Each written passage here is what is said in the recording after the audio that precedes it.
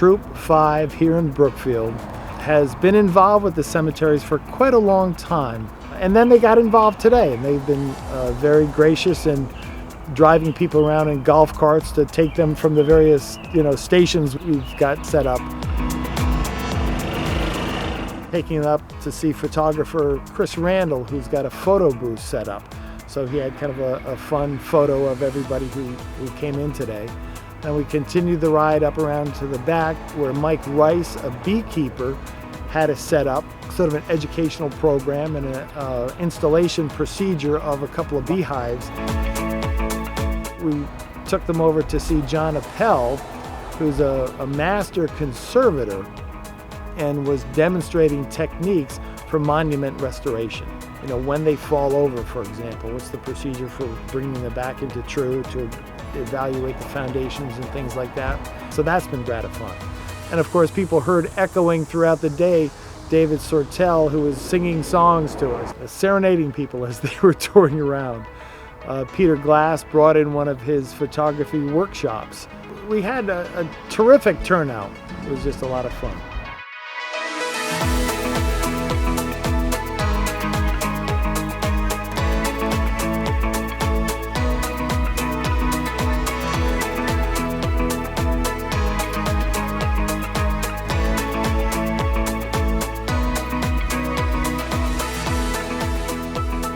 Today was about sort of facilitating a conversation with the community about the fate of these cemeteries.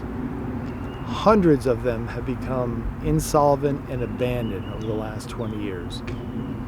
That was first written about in the New York Times when it got my attention. And about that same time, my father and I buried my mother in Central Cemetery. And we were frankly embarrassed at how dilapidated the place had become. And my dad, just being who he is, decided to get involved and roll up his sleeves and sort of volunteer to help make the place a little bit more honorable for the people who were buried there. And over time, he invited me to get involved. And I sort of took up the same cause, realizing that these places matter to our communities. The more time I spend there, the more conversations I have with people, the more I realize it's not just about grieving, though that's obviously what brings us together first. But there's a real celebration of life, and there's an opportunity, I think, to reinvigorate what these places mean, that they in fact can become living laboratories. And we tried to showcase that today by having Mike Rice come in and install bees or beehives to have some beekeeping activity going on, to invite the garden club in, to plant flowers, and to just sort of make it a vibrant, colorful place and a reminder of all the great lives that people have lived who are honored here. We asked John Appel, who's a conservationist, to come in and help sort of explain some of the trade for maintaining the headstones and preserving them, and just the basics of cleaning them. We've had a photography workshop in today to again sort of capture some of the interesting images and remind us of some of the people who are buried here. There are a lot of reasons that people come to cemeteries, as I've found out, and I just think that we've got to sort of step back and look at this phenomenon of them being abandoned. The small cemetery associations are becoming insolvent. When my dad and I first came here, we could just take money off the interest earned off of CDs and run the place. Well, the interest rates are almost zero now. You can't do that. We're not going to do any high-flying investment activities. We just said, this place has got to be run economically like a business. And that requires economies of scale. That means all these small cemeteries need to band together into a larger organization that can afford full-time staff, technology, mapping, all the things that would be necessary to run a modern business.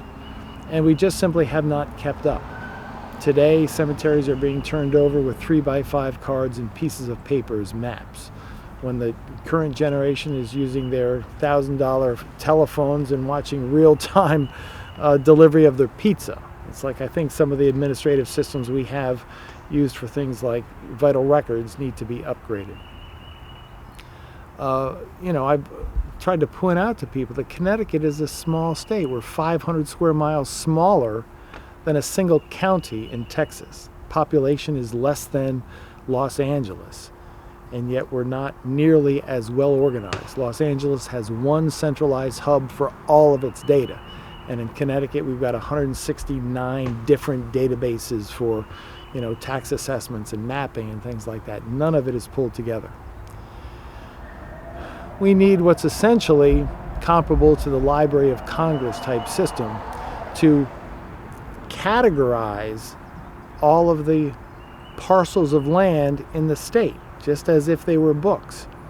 And today we've sort of deferred to local autonomy to allow each town to come up with their own coding system and zoning regulations and land use codes for every property. That's as if every library in the state had its own classification system. It's just completely out of touch with what is necessary today for a competitive economy. I know there's a strong philosophy about local autonomy. Well, it's just not practical.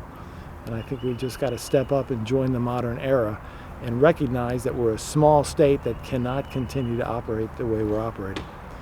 The Regional Council of Governments were created to start to regionalize some of the services because we can't have the kind of replication that we have throughout the state.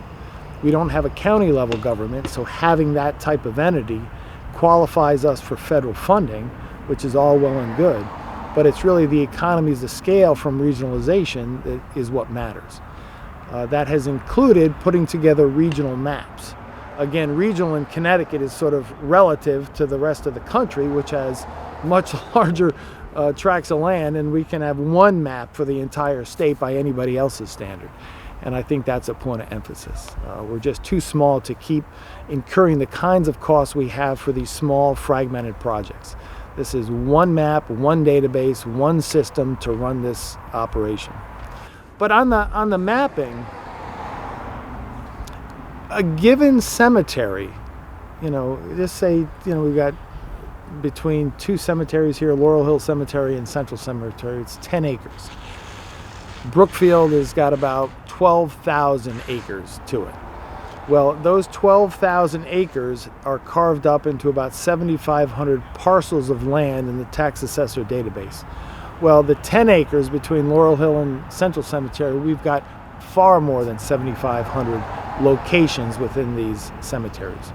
So what we've been asking is that the mapping technology that's currently used at the town level and at the Regional Council of Government level be simply extended to the cemeteries to bring modern database and mapping technology to a place where there's a real need, where we have a need for data to be available on demand. So when a family calls and wants to bury a loved one, we can answer through real-time information in a database what's available or what has the family purchased and owns today. Take the information, transact business, dispatch out the contractors. These are very standard business type systems. I recognize that a lot of the people who are currently running the cemeteries might not have experience with those systems. Maybe people in the municipalities aren't familiar with those systems, but these are off-the-shelf commercial systems that every utility, every pizza company is using today. And I think we've just got to sort of step up and try to bring some modern business practices to the cemetery. There's obviously a lot of interesting motivations that go into maintaining a place like this. It's a place to honor our loved ones. People come here to grieve, rightly so. And it's just a reminder of how, the questions of how do we honor people. And I think, doing something well here speaks to Ben Franklin's quote that has to do with judging the character of a town simply by visiting its cemeteries. I like to point out a quote from the Pilgrims that is literally carved in stone in Guilford, Connecticut, off the green in a 24-foot slab of Stony Creek granite. It's a quote from pilgrims written on a boat coming to this country in 1639 or thereabouts. And they realized that if they split apart when they landed, they would not survive. And in this remarkable document called the Guilford Covenant, they committed themselves to each other, understanding that that unity is what was going to allow them to survive. And interestingly, when I cite the Guilford Covenant to some people and actually read the words, people will say, "Oh my God, that's socialism." And I say, no, it just simply echoes the same sentiment found in the Marine Corps quote of, Semper Fi. It is a unification sentiment that is well understood by anybody who has to do something that is greater than themselves, that unity is absolutely essential. And it in no way impugns our liberties or freedoms.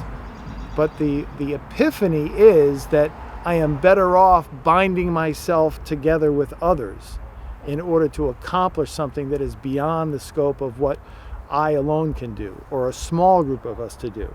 And so the notion of at what scale is best for this particular task, for its complexity, for its cost, for its essential purpose, is really the modern day version of what the Pilgrims recognized in the Guilford Covenant, that binding ourselves together in order to survive is essential. And that's essentially what it is we're trying to do here.